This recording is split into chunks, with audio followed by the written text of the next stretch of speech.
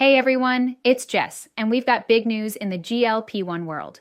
Eli Lilly just dropped the first phase 3 results from their Triumph-4 trial on Retatrutide, and the data is honestly wild.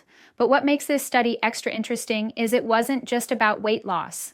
Triumph-4 focused on people who had obesity or overweight and knee osteoarthritis, so they looked at body weight, knee pain, physical function, and inflammatory risk markers all in the same trial. So, here's the headline. At 68 weeks, the 12 milligram dose of Retatrutide led to an average of 28.7% body weight loss, about 71 pounds on average, and the 9 milligram dose wasn't far behind, 26.4% weight loss, about 64 pounds. Comparatively, in the big tirzepatide trials, the top dose produced approximately 20% average weight loss, depending on the study and population, which is amazing. But this Retatrutide number pushes into a new category of magnitude. Now let's talk about the knee osteoarthritis piece. They measured knee pain, and Retatrutide reduced pain by about 4.5 points, roughly a 76% improvement from baseline. And more than 1 out of 8 people on Retatrutide ended the trial completely free of knee pain.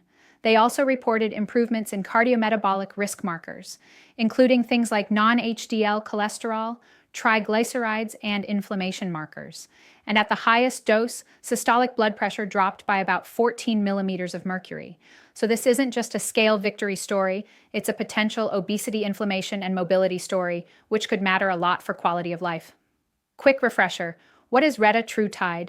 Tirzepatide is a dual agonist. It targets GLP-1 and GIP.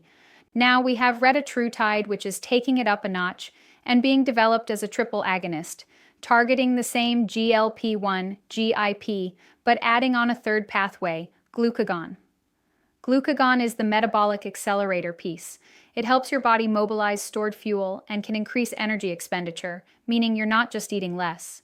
Your body may also be burning more, even while at rest.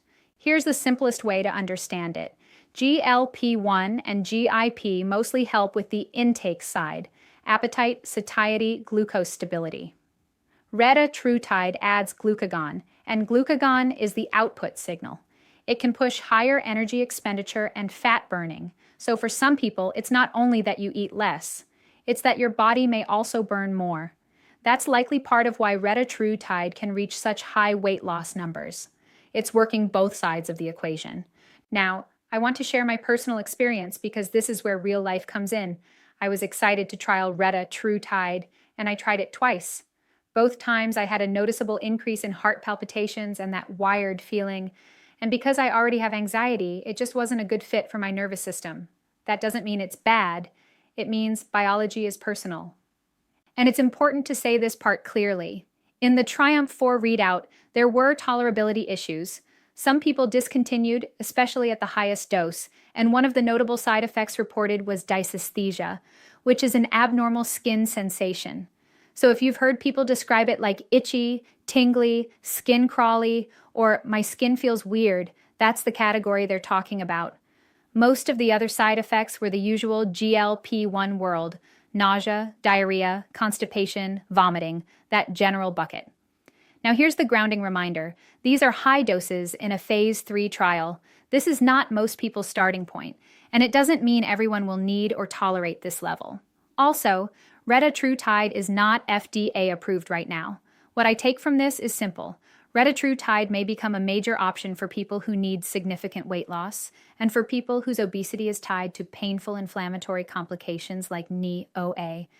And if future trials keep supporting the obesity plus benefits, pain, mobility, inflammation markers, that could open doors for broader medical access over time. As always, I'm not a medical provider. I'm an educator and coach. This is not medical advice.